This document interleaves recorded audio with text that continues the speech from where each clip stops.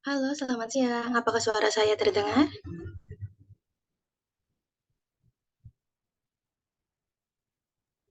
Terdengar, Mbak. Ya. Oke, terima kasih, Bu. Kembali lagi bersama kami di Bimbel Harapan, Bimbel Kebidanan dan Keperawatan. Sebelumnya perkenalkan, saya Niken sebagai moderator pada hari ini. Nah, untuk hari ini kita akan membahas mengenai keperawatan keluarga oleh Nurse I Gusti Ayu Putu Desi Rohana, MKep, Skep, Komunitas, spesialis keperawatan komunitas.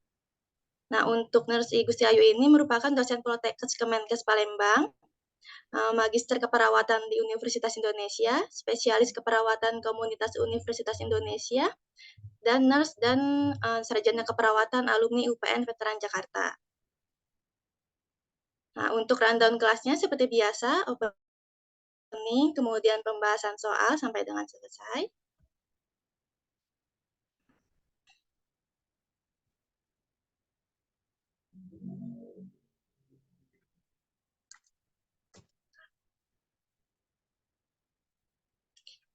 Untuk peraturan kelasnya seperti biasa, nama peserta harus sesuai dengan yang tertera pada saat pendaftaran.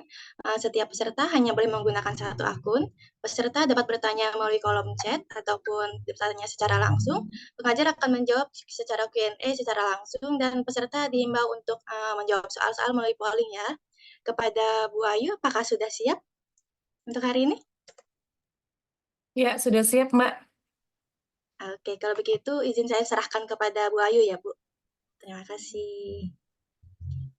Oke, selamat siang semuanya.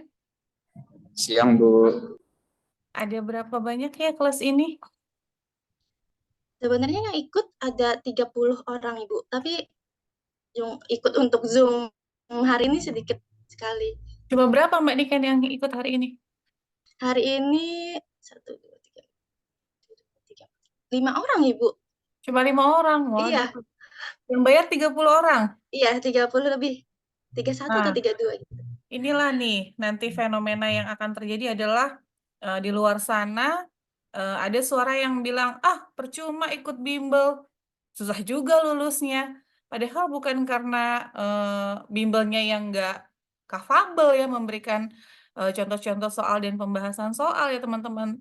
Cuman ternyata komitmennya teman-teman semua nih, jangan-jangan yang berharap mengeluarkan uang sekian, terus bisa langsung jadi tiket untuk lulus uji kompetensi gitu. Nggak seperti itu, tapi di mana teman-teman membayar untuk kegiatan bimbel ini adalah sebagai bentuk usaha ya.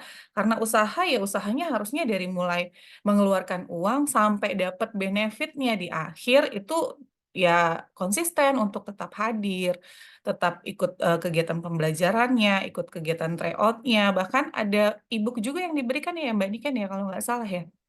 Iya, ada, Ibu, ada juga. Nah, untuk Kuis harian juga membaca ada, Bu.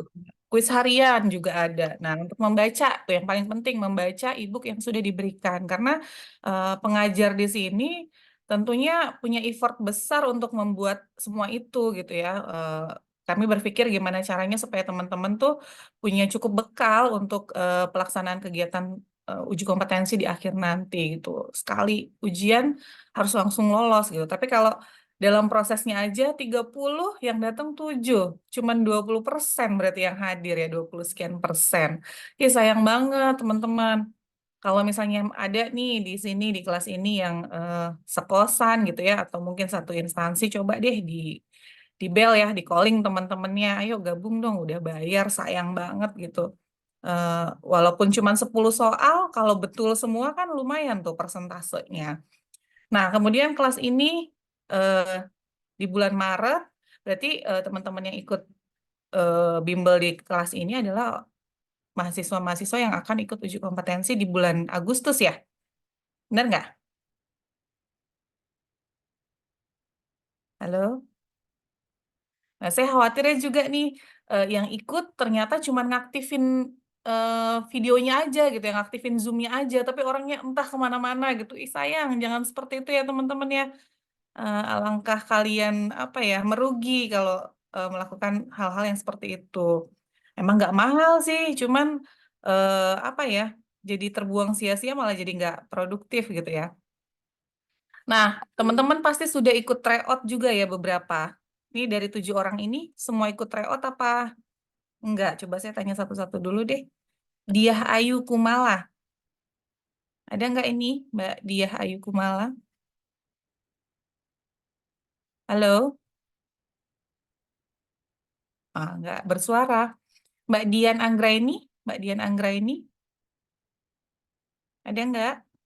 Ada Ibu, Ada. Kemarin ikut tryout UKOM nggak Mbak Dian? ikut Ibu. Gimana hasilnya? Hasilnya nilainya masih di rata-rata Ibu 57. Tapi masuk ke kualifikasi yang kompeten? Masih. Oh, masih lolos ya dari nilai rata-rata ya?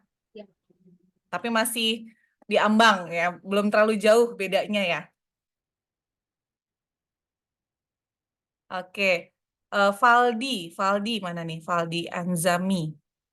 Anzam. Ada nggak? Valdi? Nggak ada juga suaranya. Ada? Oh iya. Valdi kemarin ikut tryout nggak? Di sini Bu, saya di sini eh, dari rekan Bimbel Harapan juga Ibu. Oh, Mas Valdi dari admin juga. Berarti cuma 6 orang nih ya yang ikut ya. 5 orang berarti ya yang ikut. Ih, sayang sekali Mbak. Coba Mbak dievaluasi Mbak. Ininya, peserta ajarnya. Siapa lagi? Lydia Ayu. Lydia Ayu ada? Ada Ibu, Ya, kemarin ikut tryout nggak Lydia? belum Ibu, soalnya ikut bimbel harapan dulu Ibu. Oh gitu. Oke, Ya, Robi, Robi, Robi Habibi. Ikut bimbel nggak? Ikut bimbel nggak? Ikut tryout nggak kemarin? Ada nggak orangnya, Robi? Halo? Nggak jawab juga. Oh, Ah, izin Ibu. ya, Apa mungkin karena soalnya waktu itu dari Kak Robi juga pernah bilang kalau jam 1 itu mereka masih ada kuliah. Apa mungkin karena tanggal merah ini, jam Mbak. Oh iya tanggal merah. Oh iya bener tanggal merah. Bahkan tanggal merah pun sedikit gitu loh yang ikut serta Iya itu. bener ya. Sekali. Soalnya Sayang dari kemarin-kemarin juga sedikit Ibu. Maksudnya kayak yang salah tuh apakah jamnya atau misalkan kan kalau misalkan bulan puasa ini kita emang mulai di jam 1 siang kan ya Bu ya. Hmm. Nah, kalau misalkan di hari-hari biasa tuh jam 7 malam, apakah karena jamnya juga gitu yang mempengaruhi? Itu mungkin kita evaluasi juga kali ya Mbak Niken ya. Selama bulan puasa ini kalau nggak salah kampus itu kan memang jamnya juga berkurang. Jadi Iya. mungkin kita mulainya nggak jam 1 kali, mungkin jam 3, jam 4-an kali ya, jam 4 sampai jam 6 tuh kan belum buka puasa ya, masih sempet lah setengah jam buat nyiapin kan gitu ya. Soalnya sayang banget nanti apa kasihan merekanya juga gitu, udah keluar uang tapi nggak dapet apa-apa gitu, atau mungkin ngerasa karena terlalu murah ya makanya jadi eh, seenaknya gitu, suka-suka aja, udahlah biarin aja, ntar kalau nggak bisa ngikutin yang periode ini, ngikutin yang periode depannya. Sayang sayang banget. Kalaupun kalian mau ikut lagi periode ke depannya ya nggak apa-apa, tapi yang sekarang kalian udah dapet modal gitu loh, jadi makin banyak latihan soal yang kalian lakukan gitu. Sayang sayang banget, saya ngerasa kalian sayang gitu ya. Oke, itu aja mungkin intermezzo dari saya ya. Tadi siapa tuh yang bilang Mbak Diah ya? Atau Mbak Dian tadi yang bilang udah ikut tryout tapi nilainya masih di batas gitu ya, di nilai rata-rata. Saya juga lihat kebetulan saya bagian akademik ya di kampus saya. Hasil dari tryout yang dilakukan mahasiswa kami itu memang eh, kami masih 20 sekian persen yang nggak lulus, nggak melampaui ya, nggak melampaui batas nilai rata-rata kompeten gitu ya. Cuman kalaupun yang kompeten yang 70 sekian persen itu juga mereka masih belum terlalu jauh gitu ya. Kalau misalnya jadi setiap mahasiswa itu setiap soal tuh punya bobot nilai yang berbeda kalau di soal uji kompetensi ya. Jadi setiap orang nanti nilai ambang batasnya akan berbeda-beda gitu ya. Nah, setiap saya lihat itu rata-rata di nilai ambang batas tuh di antara 45 ke atas ya, 45, 47 seperti itu. Nah, rata-rata hasil tryout kemarin, mahasiswa itu rata-rata masih juga hasilnya 52, 57 gitu. paling tinggi ada 2 orang itu 60, belum ada yang sampai di atas 60. Nah, sebenarnya kalau, teman-teman udah makin mahir gitu ya, udah makin sering lah, ngebahas soal, baca atau denger ragam soal, harusnya bisa sampai dapat 70 sih ya. Cuman karena ya ini, gimana nih kekuatan hati kalian gitu ya, jangan cuman sekedar bayar terus hilang gitu, atau bayar ikut ngaktifin Zoom aja terus ke mana-mana gitu ya. Baiknya sih memang benar-benar mengikuti kegiatannya dari awal hingga akhir ya. Jadi pengalamannya tuh benar-benar kalian dapatkan. Karena kalau kalian dibebasin gitu aja terserah deh mau apa enggak, nggak akan ngebahas tuh kalian soal sama teman-teman kalian. Nah, disinilah nih kesempatannya di bimbel ini, kita ngebahas soal ya, kita kulitin tuh soalnya, kalian dapat kata kuncinya, kalian bisa paham gimana caranya sih, dapat kata kunci yang emang akan membawa kalian, untuk nemuin jawaban yang benar dari soal itu, gitu ya. Oke, daripada nanti lama, kita langsung aja kali ya Mbak Niken. Nanti saya menjelaskan. Ini ada yang S1 nggak ya? Dari 6 orang ini? Teman-teman, apakah ada yang S1 di sini?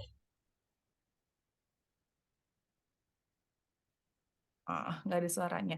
Nggak apa-apa, nanti saya ada sedikit materi. Nah, kemudian materi ini mungkin memang akan lebih spesifik ke teman-teman yang S1 ya. Nah, cuma nanti di soal tetap ada yang ke D3 dan S1. Gitu ya. Oke, saya langsung mulai ya, Mbak Niken. Saya izin share screen. Siap, Ibu.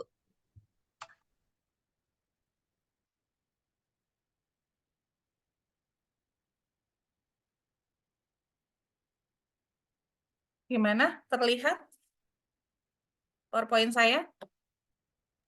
Terlihat, Bu. Oke. Oke ya, kita mulai ya. Hari ini kita akan membahas materi dan soal keperawatan keluarga. Perawatan keluarga memang tidak terlalu banyak ya di soal uji kompetensi, dia hanya 15% dari seluruh total soal gitu ya. Yang akan lebih banyak adalah KMB, KGD itu ya. Cuman kalau 15%-nya kalian bisa benar semua, kan lumayan banget tuh ya. Ngangkat lah nilai nilai uji kompetensinya kalian gitu. Tinggal dapetin sekitar 25% lagi ya. 30% lagi aja kalian udah kompeten pasti gitu. 30%-nya lagi tuh bisa dari yang gampang-gampang juga, misalnya keperawatan jiwa, sama keperawatan jiwa juga 15%. Kejarlah di situ. Mana lagi yang mudah? Manajemen misalnya. Manajemen juga 15%, ada 30 tuh. 30 sama keperawatan keluarga 15%, udah 45% kalian benar semua tuh ya. Udah pasti kompeten gitu ya. Oke. Hari ini saya akan membahas tentang peran perawat keluarga dan teknis melakukan scoring diagnosis prioritas pada asuhan keperawatan keluarga. Nah, kalau scoring diagnosis prioritas ini hanya berfokus pada teman-teman yang ambil nurse ya, yang ambil S1 ya, S1 keperawatan. Karena bagian dari perumusan diagnosis itu adalah bagian dari kompetensinya nurse. Sementara D3 nanti hanya berfokus pada pengkajian, intervensi, implementasi, dan evaluasi gitu ya. Jadi materi ini boleh dipahami, tapi tidak akan keluar di soal D3 gitu ya. Siapa tahu nanti mau melanjut. Nah, kalau yang peran perawat keluarga, ini pasti keluar juga di D3 nih, di soal D3 ya. Jadi, kalau kalian belajar peran perawat di materi-materi keperawatan, peminatan keperawatan sebelumnya, itu mungkin hanya ada 8 atau 9 gitu ya peran perawat.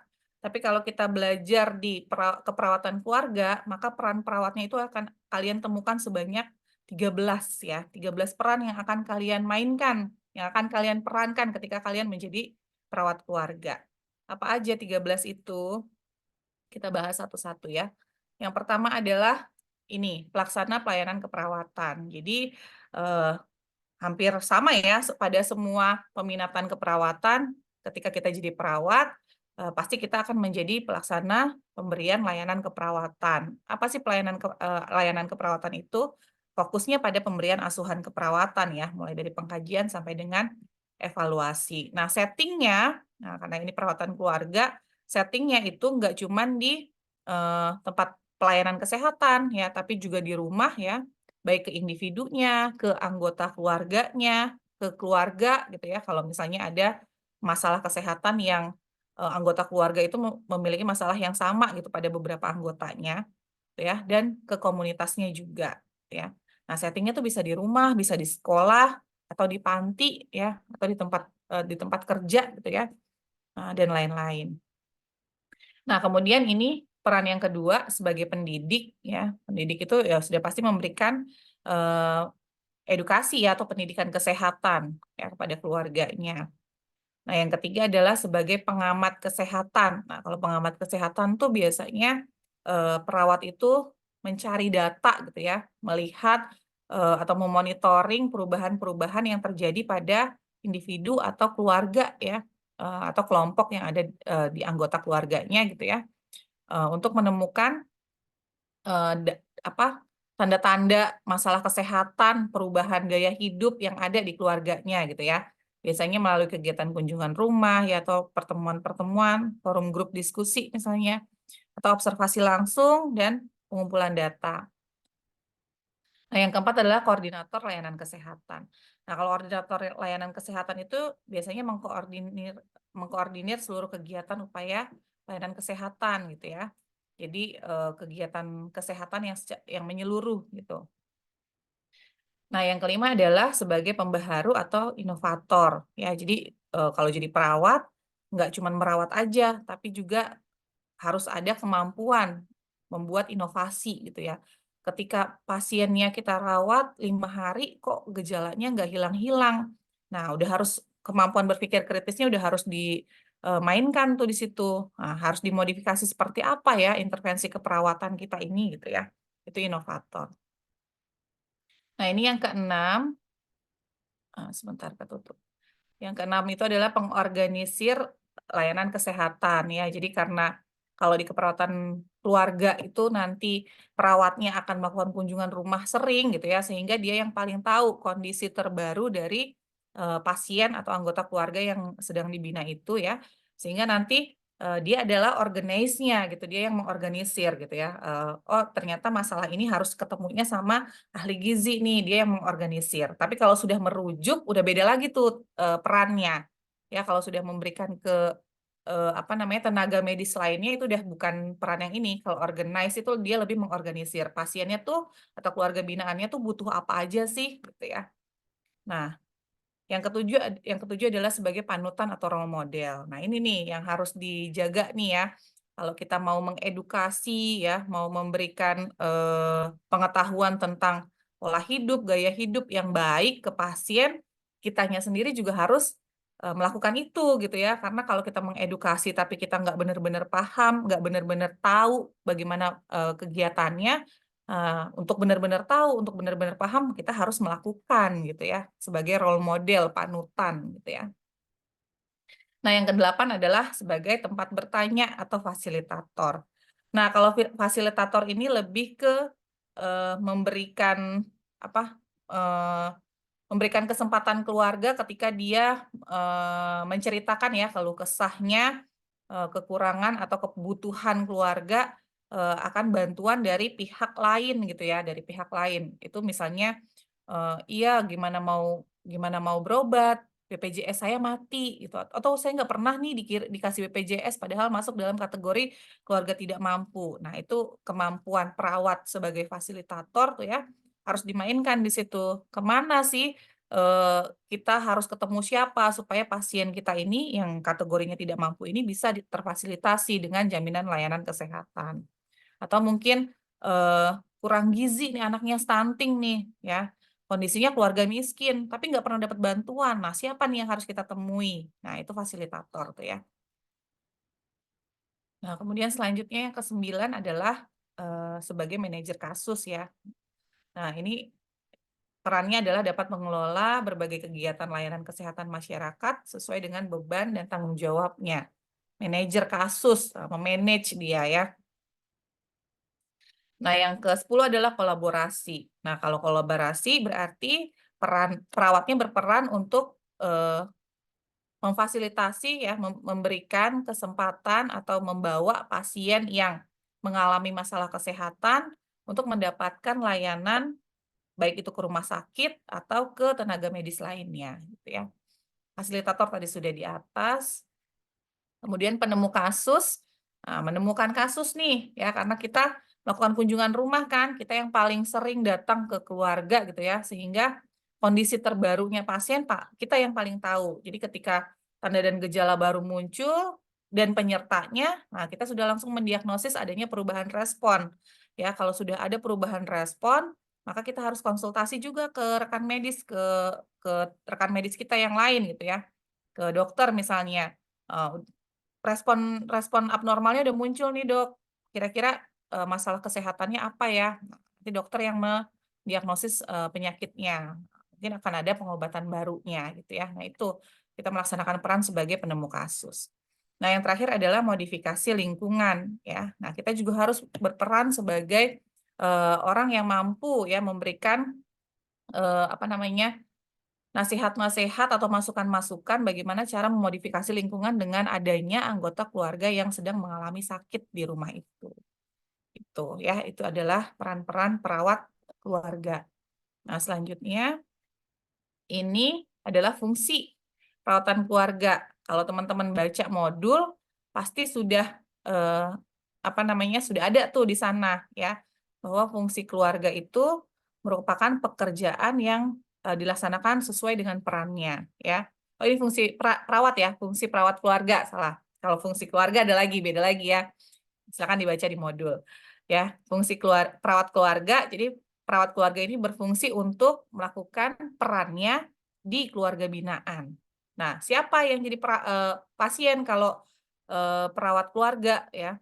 Kalau perawat keluarga, pasiennya adalah keluarganya ya. Jadi bukan cuma salah satu atau 2 orang yang ada di dalam keluarga, tapi seluruhnya. Kalau keluarga itu keluarga besar, ada 11 anggota keluarganya, maka 11-11-nya itu adalah pasiennya. Walaupun, Bu, tapi di dalam keluarga itu yang sakit cuma 1 orang. Iya, yang 1 orang itu kita sembuhkan penyakit fisiknya, tapi kita kaji ya sebagai penemu kasus tadi. Karena ada anggota salah satu anggota keluarga yang sakit, berpengaruh nggak terhadap 10 orang anggota keluarga lainnya gitu ya. Kalau ada pengaruhnya, nah kita ketemu tuh masalah baru. Ya, jadi tetap harus kita cover, kita laksanakan asuhan keperawatan di sana. Gitu ya. Itu fungsinya. Nah, kemudian ini perumusan diagnosis keperawatan ya, perumusan prioritas diagnosis keperawatan keluarga. Nah, yang akan diukur itu adalah kalau ini diagnosis ya konsepnya. Itu bisa kalian baca. Nah, ini yang akan diukur. Ya, ada sifat masalah, kemudian ada kemungkinan masalah dapat diubah, potensial masalah dapat dicegah, menonjolnya masalah. Nah, setiap kriteria yang akan kita ukur itu ada bobotnya. Ini teman-teman harus hafal ya. Bobot yang paling tinggi itu ada di kemungkinan masalah dapat diubah. Itu bobotnya 2. Ya. Kemungkinan masalah dapat diubah ini karena justifikasinya perawat ya, perawat yang menilai. Ini pasien bisa berubah nggak ya dengan cepat dengan masalah kesehatannya itu? Mau nggak ya dia menyelesaikan masalah kesehatan yang muncul itu dengan cepat gitu ya? Maka di sini dia diberikan nilai yang tertinggi, bobot ya, bobot yang tertinggi. Gitu ya, kemungkinan masalah dapat diubah. Nah, komponen-komponen kriteria ini juga teman-teman harus paham dan hafal ya, ingatlah paling tidak ya. Nah, yang pertama adalah sifat masalah. Sifat masalah itu ada 3 kategorinya ya. Tidak atau kurang sehat, ancaman kesehatan, krisis atau keadaan sejahtera. Ya, jadi sifat masalah tuh cuma 3 pilihannya. Tidak atau kurang sehat, ancaman kesehatan, krisis atau keadaan sejahtera. Kalau tidak atau kurang sehat itu skornya paling tinggi 3 ya. Biasanya dalam kasus ya, itu biasanya pasiennya itu udah mengalami masalah di fisiknya ya, penyakit di fisiknya, kemudian mengganggu aktivitas sehari-hari ya. Jadi udah ada sakit dan nggak bisa melakukan aktivitas sehari-hari. Nah, udah pasti sifat masalahnya di sini. Tidak atau kurang sehat, skornya 3 ya. Nah, kemudian sifat masalah yang kedua, ancaman kesehatan. Nah, kalau ancaman kesehatan itu ada masalahnya dirasakan oleh pasien kita gitu ya. Tapi dengan adanya masalah itu, keluarga atau pasien masih bisa melakukan kegiatan sehari-hari ya dengan minimal ya paling tidak. Nah, itu skornya 2. Berarti dia ada di kategori ancaman kesehatan. Nah, sifat masalah yang terakhir ya, krisis atau keadaan sejahtera, sebenarnya kondisinya baik-baik aja gitu ya, nggak ada masalah fisik gitu ya. Cuman ada masalah fungsi peran yang terganggu di keluarga itu gitu ya. Nah, itu adanya di sini nih. Skornya 1 di krisis atau keadaan sejahtera. Gitu ya. Kemudian kategori yang kedua, kriteria yang kedua ya, itu kemungkinan masalah dapat diubah. Nah, kalau kemungkinan masalah dapat diubah, kategorinya 3. Mudah, sebagian, tidak dapat. Nah, itu harus hafal ya. Kalau udah bicara tentang apakah kemungkinan masalah yang dapat diubah di keluarga itu ya, mudah, sebagian, dapat. Dah, pilihannya itu. Tinggal lihat lagi kasusnya ya. Kalau nah ini skornya bobotnya paling tinggi nih, kemungkinan masalah dapat diubah. Kalau dia kategorinya dengan mudah atau mudah gitu ya. Nah, sudah pasti di dalam soal gambarannya adalah keluarga itu memiliki kemampuan untuk merawat anggota keluarganya, ya, memiliki keinginan untuk sembuh dari penyakitnya, menerima penyakitnya, gitu ya. Ia memang sudah sering nih asam uratnya kambuhan, gitu ya. Biasanya kalau sudah kambuhan, stop makan makanan yang tinggi purin. Nah, kalau udah sampai ada cerita dia tahu tuh ya cara pencegahannya, udah pasti kemungkinan masalah dapat diubahnya kategorinya mudah. Maka skornya 2, gitu ya. Hanya sebagian, kalau hanya sebagian di soal, dia mungkin cuma tahu definisi dari penyakitnya gitu ya, tapi tidak tahu bagaimana cara pengobatannya, cara perawatannya, dan cara pencegahannya. Nah, ini skornya 1 ya, tapi dia udah tahu tuh, oh iya sakit mah, ya biasanya kalau sakit mah suruh makan teratur atau berhenti makan makan pedesnya gitu ya. Habis itu istirahat aja, nanti juga hilang. Nah, itu biasanya sebagian kalau yang seperti itu ya. Tapi kalau yang tidak dapat ya, kategori tidak dapat, itu biasanya di soal menyangkal penyakitnya ya, kemudian tidak mau berobat, dengan istirahat saja sembuh gitu, atau minum obat warung. Nah, itu tidak dapat tuh, 0 ya skornya. Nah, kemudian kriteria yang ketiga adalah potensi masalah dapat dicegah. Kalau udah potensi ya, potensi itu 3 kategorinya, tinggi, cukup, rendah ya. Nah, kalau tinggi ya biasanya di dalam kasus keluarganya itu ya memiliki keinginan, bukan keinginan, memiliki ungkapan gitu ya, potensi dapat dicegah, ungkapan bahwa dia mau mencegah penyakit itu gitu ya. Ada upaya-upaya yang dilakukan dalam mencegah penyakitnya gitu ya. Itu skornya 3. Tapi kalau misalnya dalam kasus dia mengutarakan tidak tahu gitu ya, tidak tahu bagaimana cara mencegah penyakitnya itu, maka skornya 2. Tapi kalau dia menolak ya, menolak sama sekali ya, itu hal biasa gitu ya. Hipertensi, enggak hipertensi, emang cuman pusing aja, biasa kok kayak gitu. Nah, itu biasanya skornya rendah, skornya 1. Nah, kemudian kriteria yang keempat, menonjolnya masalah ya. Masalah berat harus segera ditangani ya. Jadi ada ungkapan dia ngerasa masalahnya itu berat dan harus segera sembuh gitu ya. Maka itu skornya 2, paling tinggi ya. Nah, kemudian menonjol masalah lagi yang kategori selanjutnya, kategori kedua adalah ada masalahnya dirasakan oleh keluarga dan pasien gitu ya. Tapi mereka ngerasa nggak perlu ditanganin, ya nggak perlu segera ditanganin gitu ya, masih bisa aktivitas lah gitu ya, ungkapannya biasanya. Itu skornya 1. Atau sebenarnya tensinya tinggi nih, tapi dia ngerasa, nggak apa-apa, emang udah biasa kayak gitu. Nah, itu skornya 0. Berarti masalahnya tidak dirasakan oleh keluarga.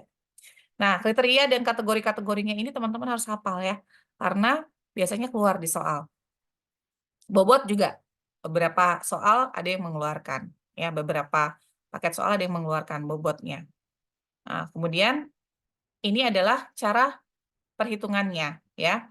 Jadi rumusnya itu adalah skor yang diperoleh dibagi skor tertinggi dikali bobot, ya. Nah, ini adalah skor-skornya nih. Skor tertingginya, kalau sifat masalah, skor tertingginya 3. Kemungkinan masalah dapat diubah, skor tertingginya 2. Potensial masalah dapat dicegah, skor tertingginya 3. Menonjolnya masalah, skor tertingginya 2. Ya, teman-teman harus latihan, belajar. Nah, ini contohnya. Salah. Ini contohnya. Ya. Skor masalah. Ini pernyataannya nih. Keluarga tidak memahami tentang DBD, ya. Tipes beresiko kekambuhan dan keparahan. Keluarganya merasakan kalau ada anggota keluarganya yang sakit. Sudah ada diagnosisnya, maka sifat masalahnya adalah aktual atau kondisi tidak sehat, ya. Maka skor yang diperoleh adalah 3. Skor tertingginya 3 dikali bobot 1. Gitu ya. Nah, ini kemungkinan masalah dapat diubah, ya. Keluarga membawa ke vaskes, tapi tidak tahu tentang penyakitnya, ya. Maka kemungkinan dapat diubahnya 1. 1 apa tadi? Ingat nggak?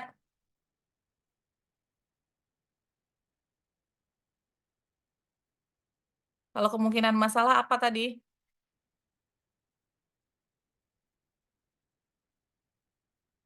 Sedang ya, kalau 1 ya.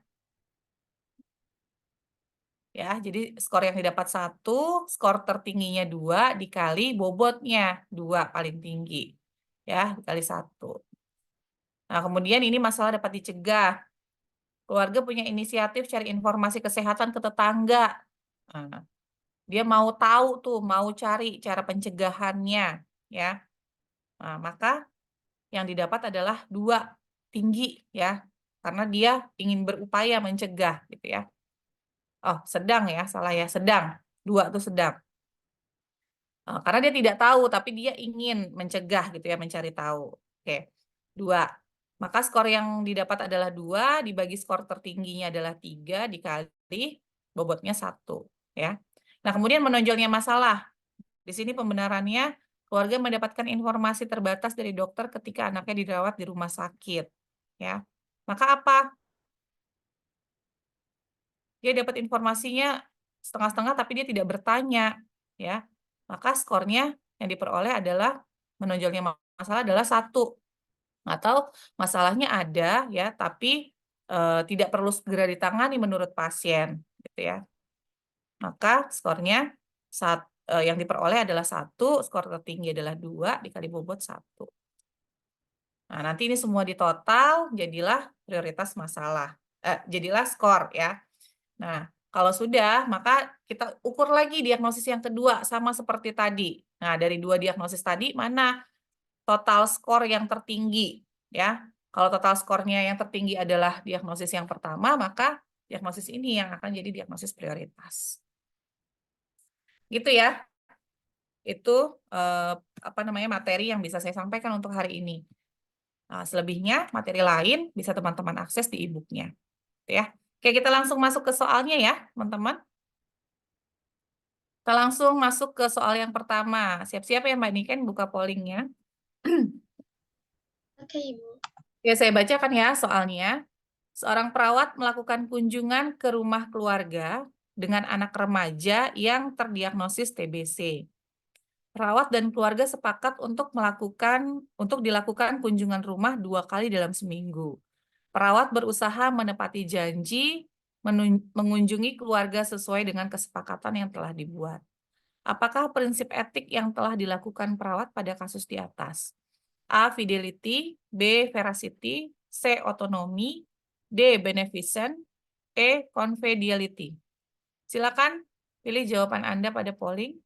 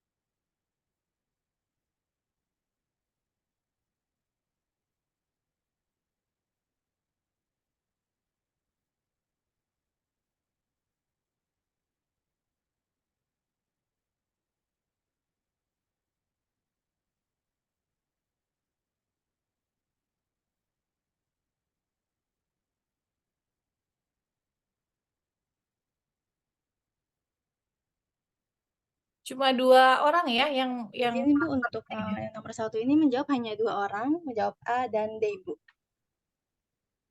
Oke, cuma 2 orang yang menjawab ya. Ada yang memilih jawaban A, ada yang memilih jawaban D. Kata kunci apa yang bisa teman-teman dapatkan dari soal ini? Ada yang mau menyampaikan pendapat?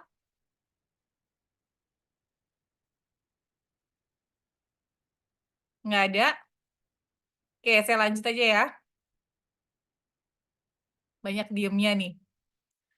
Ya, oke, jawabannya adalah A ya, yang betul ya. Kata kuncinya pada soal adalah perawat berusaha menepati janji. Ya, kalau menepati janji itu apa? Itu udah pasti fidelity ya, menepati janji, komitmen kepada orang lain. Ya, sementara veracity itu kejujuran dan kebenaran. Ya, kalau otonomi itu berdasarkan kemampuan individu untuk berbuat atau membuat keputusan. Ya. Beneficent itu berbuat baik ya, kemampuan berbuat baik. Kemudian confidentiality itu menjaga kerahasiaan. Harus hafal nih, karena setiap peminatan keperawatan pasti ada soal etiknya. Nah, kemudian kita lanjut ke soal yang kedua. Ya. Seorang perawat melakukan kunjungan rumah pada keluarga dengan penyakit stroke. Hasil pengkajian, terpasang NGT sudah 7 hari, pasien bed rest total, ADL dengan bantuan total, tercium bau tidak sedap pada selang NGT. Apakah tindakan yang harus dilakukan perawat pada kasus tersebut? A. Melakukan informed consent, lalu mengganti NGT. B. Melakukan perawatan gigi dan mulut. C. Melakukan bilas lambung. D. Memberikan penyuluhan bagaimana cara perawatan NGT. E. Melakukan tindakan kolaborasi. Silakan pilih jawaban Anda pada polling.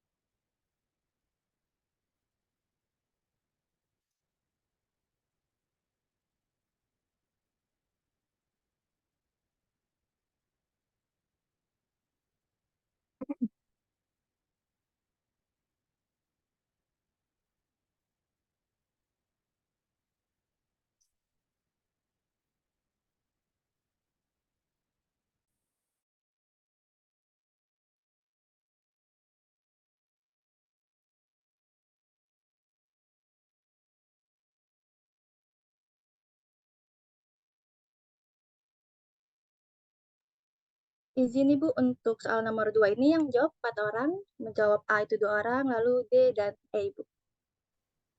Ada yang pilih D, ada yang pilih E. 2 orang pilih A, oke. Apa kata kunci yang kalian temukan di dalam kasus, di dalam soal? Ayo, ada yang mau menyampaikan pendapat nggak?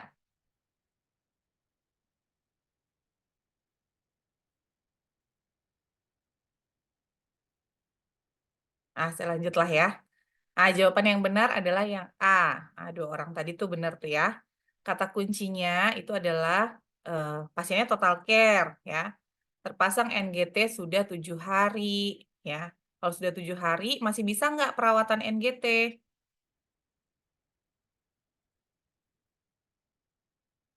Udah nggak bisa ya, harus diganti NGT-nya kalau sudah 7 hari. Ya, sehingga jawaban yang benar adalah yang A. Tapi ingat, pemasangan NGT itu adalah, NGT ini adalah alat invasif ya. Indikasinya harus jelas. Yang mengeluarkan instruksi untuk pemasangan NGT adalah dokter. Ya, jadi kalau kita mau mengganti NGT, itu harus pakai legalitas ya, aspek legalitas dengan adanya informed consent ya, karena pemasangan NGT itu adalah bentuk kolaborasi ya, tindakan kolaborasi gitu ya. Jadi kalau misalnya nggak ada instruksi dari dokternya, kita harus bikin pernyataan dari pasiennya, gitu ya. Itu pilihan jawaban yang benar. Kalau melakukan perawatan gigi dan mulut udah pasti salah ya, karena nggak dibahas dalam kasus. Bau itu muncul dari NGT yang sudah lama tadi gitu ya.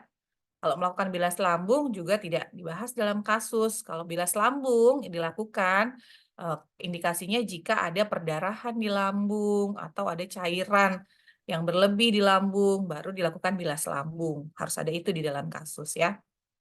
Nah, kemudian kalau penyuluhan cara perawatan NGT, nah kalau cara perawatan kok kalau masih kurang dari 1 minggu, itu masih bisa tuh ya diajarin keluarganya, anggota keluarganya atau pelaku rawatnya, gimana cara melakukan perawatan NGT. Kalau perawatan NGT itu kan cuma dibersihin ya, diganti plesternya, dilihat kelancarannya gitu. Kalau apa namanya intervensi perawatan NGT. Tapi kalau sudah 7 hari, sudah apa namanya muncul bau, ya udah nggak bisa perawatan NGT ya. Kemudian melakukan tindakan kolaborasi. Selang NGT sudah terpasang ya, jadi tindakan kolaborasi yang kita lakukan apa gitu ya, kalau misalnya sudah ada masalah baru gitu ya, baru kita bisa melakukan tindakan kolaborasi. Karena nggak ada dalam kasus, berarti jawabannya bukan yang itu. Ya. Nah seperti ini ya soal-soal di soal uji kompetensi, jawabannya hampir mirip-mirip semua gitu ya, hampir kalau ditinjau nyambung semua dengan kasus gitu ya, tapi kita harus mampu memilih yang mana yang paling benar. Ya, yang paling benar dari 5 jawaban itu. 5 pilihan jawaban. Oke, selanjutnya ya. Soal nomor 3, seorang perawat melakukan kunjungan rumah ya pada keluarga baru menikah setahun dan belum memiliki anak. Mereka mulai merasakan adanya konflik karena perbedaan pendapat dan masalah dalam penyesuaian perkawinan. Apakah tugas perkembangan keluarga yang belum terpenuhi pada kasus tersebut? A. Merencanakan sebuah keluarga. B. Memperluas hubungan dengan keluarga besar. C. Membentuk keluarga muda sebagai suatu unit yang stabil. D. Berhubungan secara harmonis dengan jaringan kekerabatan. D. Membentuk pernikahan yang memuaskan bagi kedua belah pihak. Silakan pilih jawaban Anda pada polling.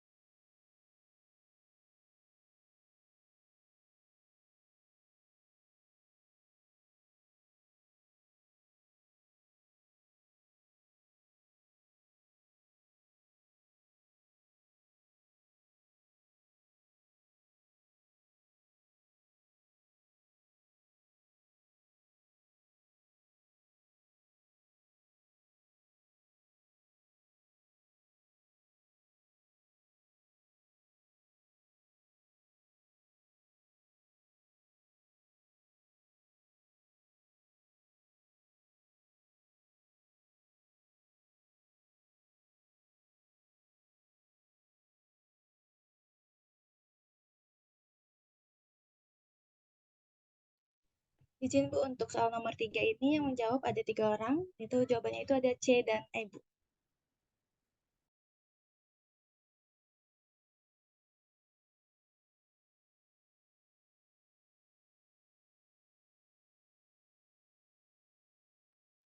Ibu izin masih di mute Ibu.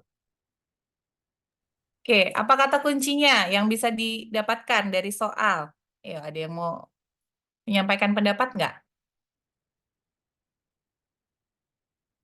Nah, dalam pertanyaan ya, yang ditanya adalah tugas perkembangan keluarga. Apa sih tugas perkembangan keluarga baru menikah? Nggak banyak tuh. Cuma ada beberapa poin. Nah, kita lihat ya di pembahasan. Jawaban yang benar adalah E. Nggak ada yang pilih E tadi ya? Nggak ada yang pilih E tadi ya Mbak Niken ya? D sama A ya tadi ya? Ada Bu satu orang C dan Oh, E satu Bu. orang. C dan E. Oh, kekecohnya dengan yang C, membentuk keluarga muda sebagai satu unit yang stabil, ya. Membentuk keluarga muda sebagai ya. Nah, kalau kita bicara di sini ya, tahap perkembangan keluarga baru menikah itu membina hubungan intim yang memuaskan, yang belum terpenuhi pada kasus nih, ya. Kalau tadi yang C, membentuk keluarga muda sebagai satu unit yang stabil. Nah, kalau satu unit yang stabil ini biasanya yang sudah punya anak nih, kelahiran anak pertama, ya. Tetap harus stabil, balance dia hidupnya. Jadi ke suaminya eh, tetap diberikan layanan, ke anaknya tetap diberikan layanan ya. Ke istrinya atau sebaliknya, ke istrinya tetap harus diperhatikan gitu ya, anaknya juga harus diperhatikan seimbang gitu ya. Tapi kalau yang di sini konflik, perbedaan pendapat dan masalah dalam penyesuaian perkawinan. Nah, pada keluarga baru menikah berarti keluarga baru menikah tugasnya ini ya. Jadi pilihan jawaban yang paling benar ya dari kasus tadi itu membina hubungan yang memuaskan ya. Jadi jawaban yang E yang paling benar gitu ya. Nah, selanjutnya soal keempat. Seorang perawat membantu keluarga untuk mengenali penyimpangan kesehatan dengan menganalisis data secara objektif serta membuat keluarga sadar tentang akibat masalah tersebut terhadap perkembangan anggota keluarga dan mau merubah perilaku menjadi sehat. Apakah peran yang dilaksanakan perawat keluarga pada kasus tersebut? A. Pemberi asuhan keperawatan. B.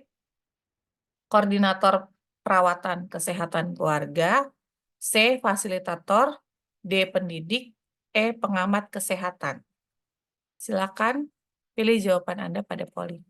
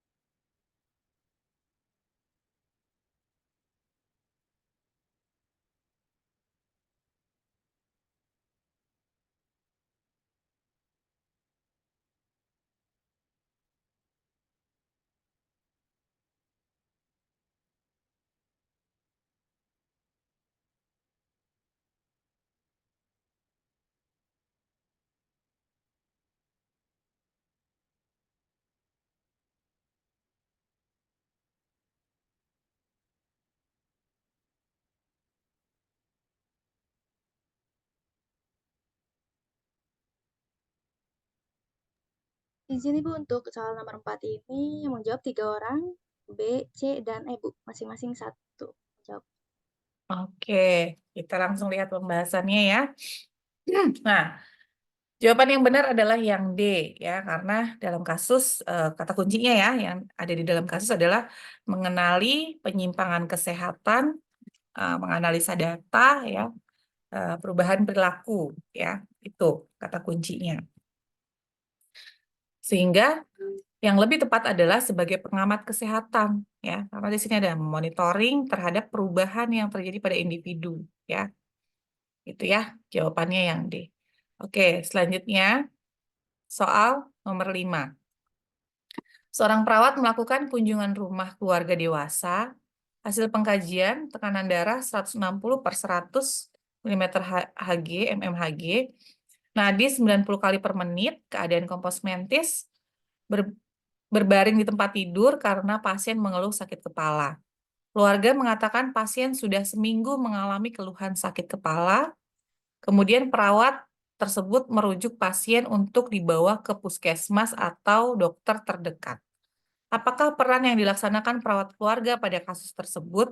A. Pendidik, B. Fasilitator, C. Kolaborator, D. Pemantau kesehatan, E. Pemberi asuhan keperawatan. Silakan pilih jawaban Anda pada polling.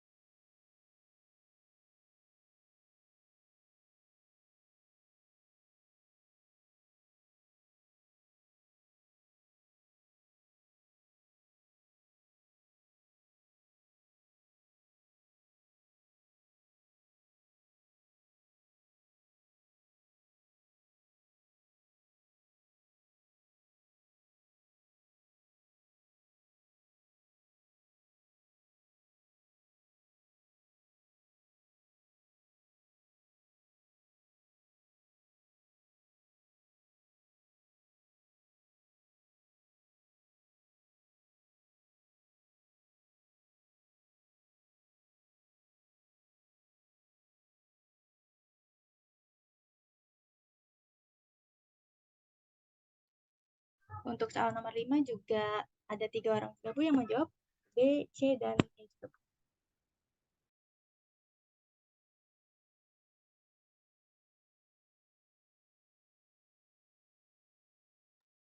Ibu izin masih di mute. Jawaban yang benar adalah C, ya. Kata kunci yang kita bisa lihat dalam soal adalah merujuk pasien untuk dibawa ke puskesmas atau ke dokter terdekat. Ya, merujuk, ya, merefer, ya. Maka peran yang kita lakukan adalah peran kolaborasi, ya. Nah, kalau kita bahas satu persatu ya. Kalau pendidik, pendidik itu biasanya dalam kasus, dalam soal ya, perawat melakukan edukasi atau perawat memberikan pendidikan kesehatan tentang, nah kayak gitu. Itu berarti peran yang dilakukan adalah pendidik ya. Kalau fasilitator tadi ya, keluarga merupakan keluarga miskin ya, kategori keluarga miskin, tetapi tidak memiliki jaminan kesehatan sehingga tidak mampu membawa pasiennya ke pelayanan kesehatan, masalah biaya. Nah, kepada siapa Pak? Kemudian perawat melakukan kunjungan ke ketua RT, ketua RW ya, atau ke kelurahan ya, untuk menanyakan apakah keluarga itu memiliki kesempatan untuk mendapatkan fasilitas jaminan kesehatan. Nah, itu kita melakukan peran sebagai fasilitator kalau seperti itu dalam kasus ya. Nah, kemudian yang D, pemantauan kesehatan. Pemantauan kesehatan tadi sudah ya, contohnya di atas, mencari data, mengobservasi gitu ya, mengamati ya, melakukan pemeriksaan gitu ya, pemantauan kesehatan.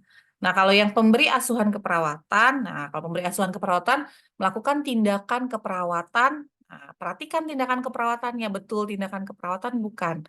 Tindakan keperawatan boleh observasi ya, boleh bukan observasi, observasi maksudnya nanti ke pemantauan. Boleh yang mandiri, boleh yang kolaborasi ya, gitu. Kalau pemberi asuhan keperawatan. Pembedanya di situ ya. Oke, next selanjutnya soal nomor 6.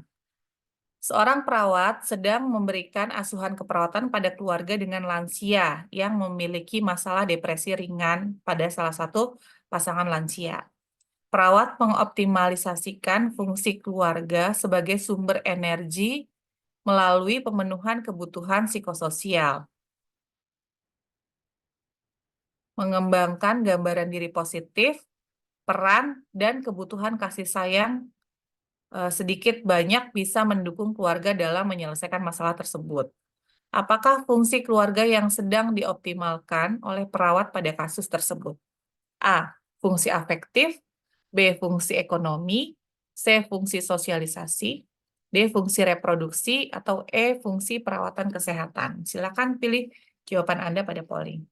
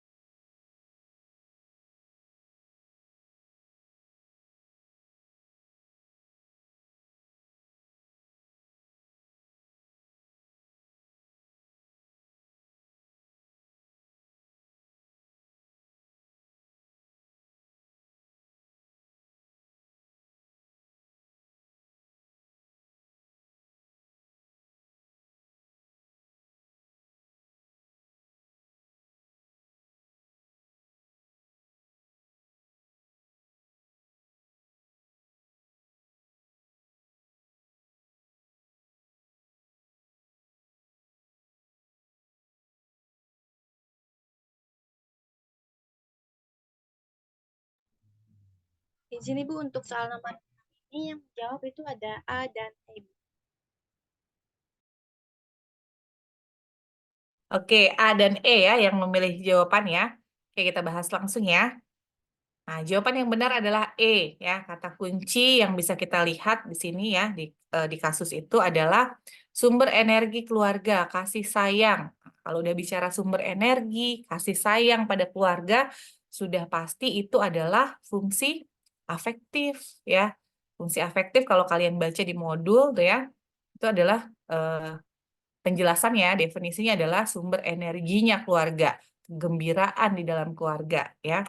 Contohnya, aplikasi dari fungsi afektif itu adalah memberikan kasih sayang, kehangatan, perhatian, tuh fungsi afektif ya. Nah, kalau fungsi ekonomi ya lebih ke uang ya, finansial ya.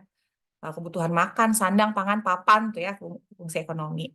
Nah, kalau fungsi sosialisasi, nah tadi ada yang kekecoh dengan fungsi sosialisasi ya. Kalau sosialisasi itu lebih ke kemampuan keluarga untuk mengenalkan anggota keluarganya dengan lingkungan di luar gitu ya, lingkungan di luar keluarga ya, ke sepupunya, ke kakeknya, ke pamannya, ke bibinya gitu ya, sehingga dengan fungsi sosialisasi itu anggota keluarga diajarkan bagaimana cara melakukan tata krama ya, kedisiplinan, nilai-nilai, norma gitu ya, lebih ke hal-hal yang seperti itu kalau fungsi sosial. Kemudian kalau fungsi reproduksi lebih ke melanjutkan keturunan. Biasanya kalau di soal apa namanya, keluarga sudah tidak lagi ingin memiliki anak misalnya, atau eh, ibu istri dalam keluarga ini menggunakan KB jenis apa gitu ya, atau sedang melakukan program kehamilan untuk mendapatkan anak selanjutnya. Nah, itu fungsi reproduksi biasanya. Soalnya seperti itu. Ya, kemudian yang terakhir adalah fungsi perawatan kesehatan. Nah, kalau ini udah bicara tentang tugas perawatan kesehatan. Keluarga mampu mengenali masalah kesehatan yang terjadi di anggota keluarganya. Keluarga mampu memberikan perawatan kesehatan pada anggota yang sedang sakit, gitu ya. Anggota keluarga yang sedang sakit. Nah, itu berarti fungsi perawatan kesehatan, gitu ya. Kemudian bisa membedakan 5 fungsi yang ada. Kita ke soal selanjutnya. Soal nomor 7. Seorang perawat melakukan kunjungan rumah pada keluarga dengan anak remaja pasca kecelakaan lalu lintas. Hasil pengkajian kulit bagian kaki robek ya dan dilakukan jahitan. Di rumah keluarga dan pasien dapat merawat luka di bagian kakinya di bagian kakinya dengan sendiri ya, mengganti balutan dan memberi salep hidrasi kulit yang mengandung antibiotik berdasarkan resep dokter, supaya terhindar dari bakteri dari luar. Balutan tampak rapi. Apakah kategori kemungkinan masalah dapat diubah untuk scoring diagnosis pada kasus tersebut? A tinggi, B mudah, C rendah, D sebagian, E tidak dapat diubah. Silakan pilih jawaban Anda pada polling.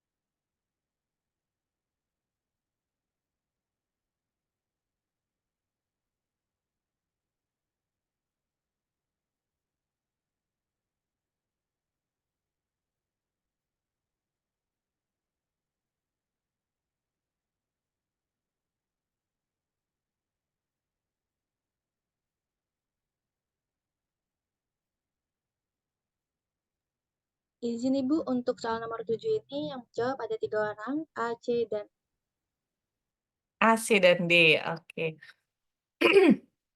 Apa kata kunci yang ada di kasus ini? Kata kuncinya justru ada di pertanyaan, ya. Kemungkinan masalah dapat diubah. Kemungkinan masalah dapat diubah kategorinya apa aja tadi?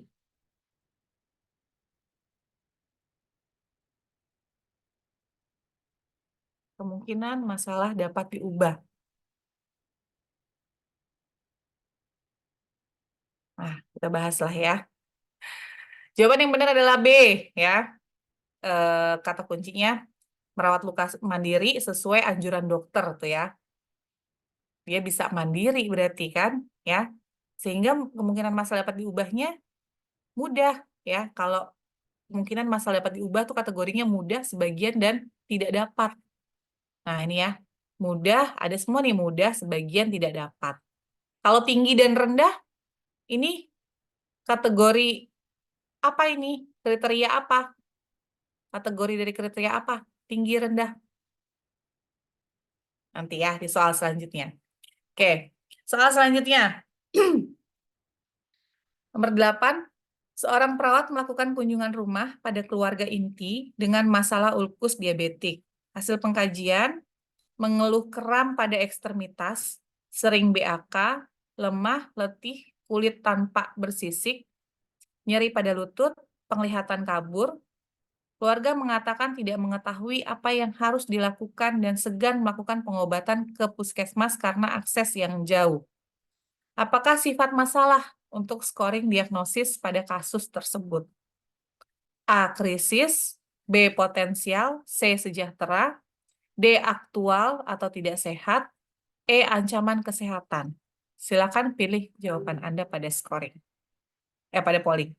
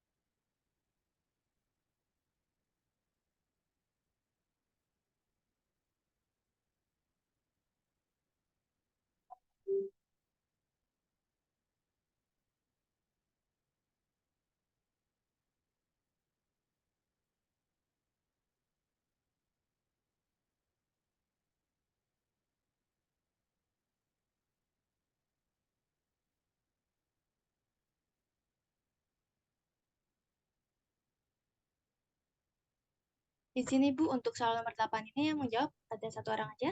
Itu jawabannya D. Oke, sebentar. Oh, jawabannya D. Cuma satu orang yang jawab. Oke, kata kunci apa yang bisa didapat dari soal ini? Sifat masalah. Nah, sifat masalah kategorinya ada berapa? Apa aja? Oke, kita lihat ya di pembahasan. Nah, kata kuncinya gejala sakit banyak ya, tidak dapat pengobatan, keluarganya bingung tuh, ada pernyataan keluarga bingung. Nah, yang perlu kita ingat ya, kita recall tuh ya pengalaman belajar kita. Sifat masalah tuh kategorinya 3, tidak atau kurang sehat, ancaman kesehatan, atau krisis atau keadaan sejahtera. Cuma ini aja ya. Jadi pilihan lainnya, potensial, sejahtera itu bukan jawaban ya. Karena cuma ada aktual atau tidak sehat dan ancaman kesehatan ya. Yang mana yang benar? Tidak atau kurang sehat ya.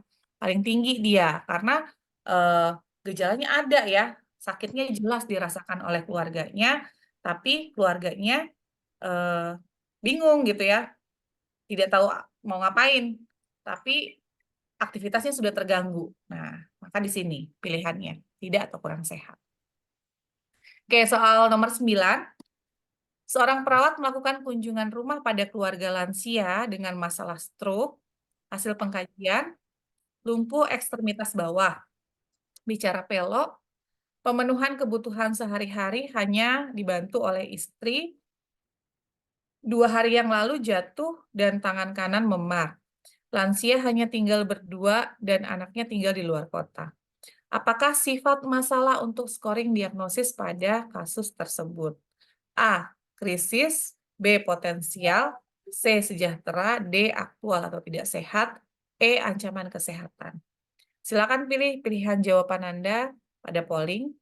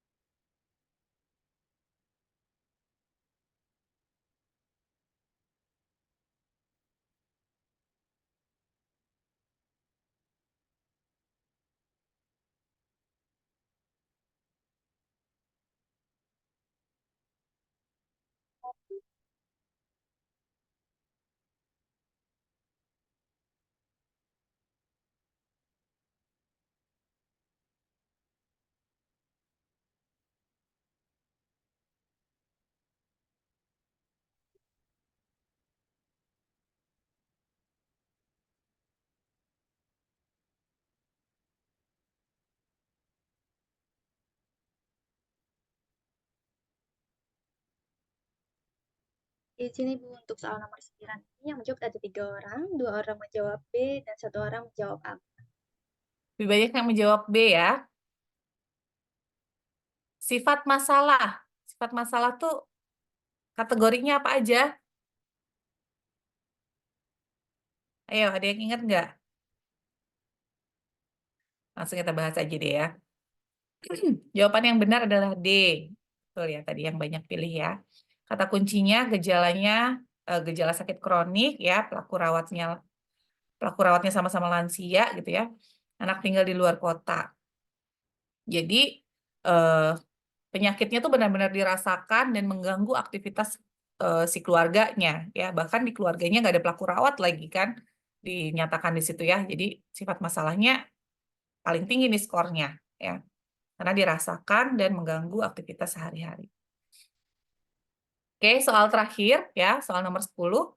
Saat kunjungan rumah didapatkan seorang perempuan 10 tahun, ibu pasien mengatakan anaknya sudah 2 hari diare, ya, BAB cair, frekuensi lebih dari 3 kali per hari. Hasil pemeriksaan fisik, turgor kulit kembalinya lambat, suhu 37,5 derajat Celcius, nadi 100 kali per menit, RR 18 kali per menit, pasien belum dibawa ke pelayanan kesehatan.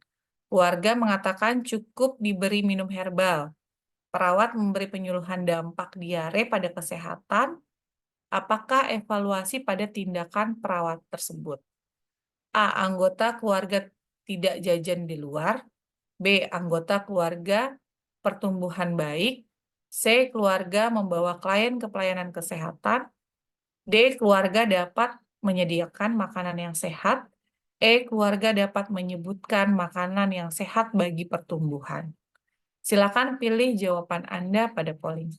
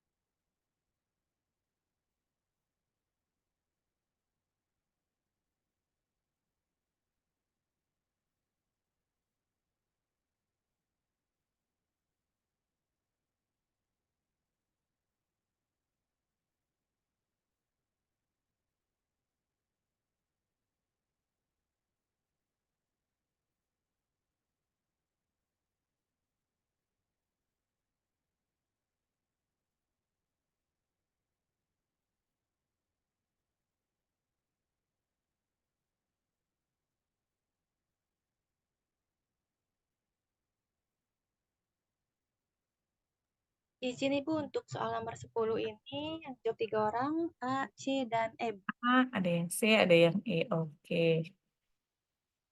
Ada yang A, ada yang C, ada yang E. Oke. Apa kata kunci yang ada di soal ini?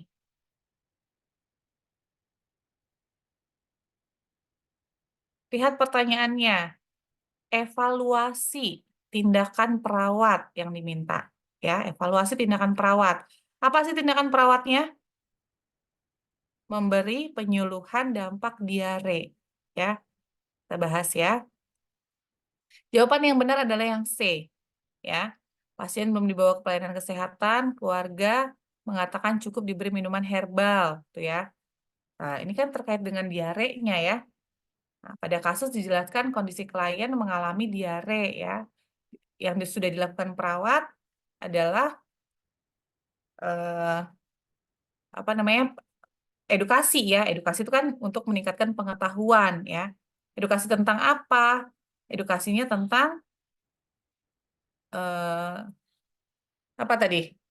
Dampak diare. Nah, dampak diare itu kan bahayanya ya, sampai komplikasinya berarti yang diberikan. Nah, maka kenapa diberikan itu? Supaya apa RTL-nya?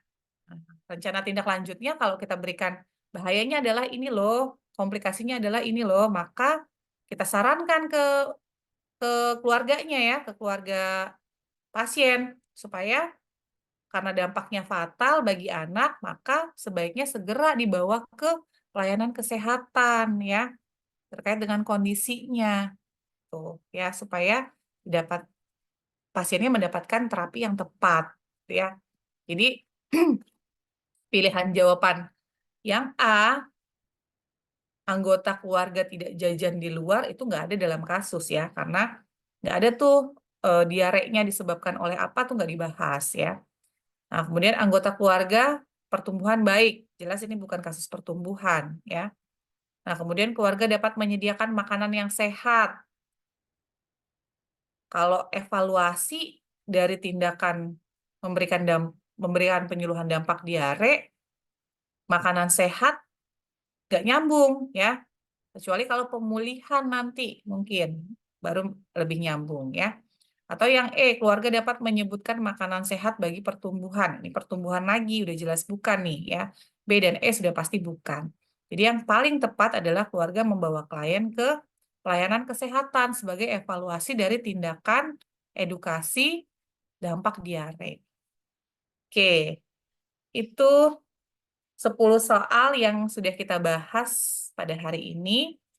Nah, pesan dari saya ya, saya kutip kata-kata dari J.K. Rowling ya, saya ingin diingat sebagai seseorang yang melakukan sesuatu yang terbaik yang saya bisa lakukan ya, dengan bakat yang saya miliki ya. Maka berbuatlah, berusahalah sebaik mungkin supaya kalian bisa menunjukkan diri maksimal kalian tuh seperti apa ya.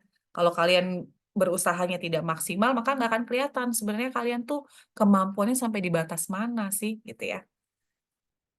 Nah, terakhir pesan-pesan yang bisa saya sampaikan ke teman-teman, pastikan usahamu sudah maksimal untuk mendapatkan hasil yang terbaik ya. Jadi nggak akan ada lagi penyesalan kalau kalian sudah melakukan usaha maksimal, pasti buah manis yang akan kalian dapatkan. Tapi kalau belum maksimal, kalian ingin mendapatkan buah yang manis, masih jauh ya, panggang dari api nantinya. Oke, itu aja yang saya sampaikan materi dan pembahasan soal hari ini. Ada yang ingin ditanyakan dulu? Silahkan, saya kasih kesempatan untuk bertanya atau berdiskusi. Dipersilakan teman-teman, ada yang ingin ditanyakan?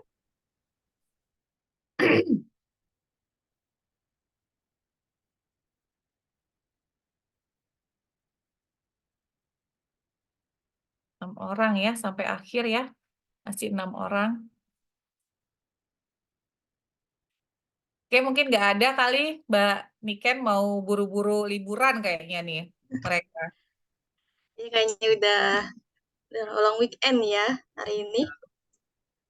Oke, kalau begitu izin saya tutup ya. Terima kasih banyak kepada Ibu Ayu atas paparannya. Terima kasih banyak juga kepada teman-teman yang masih mengikuti sampai hari ini, sampai akhir.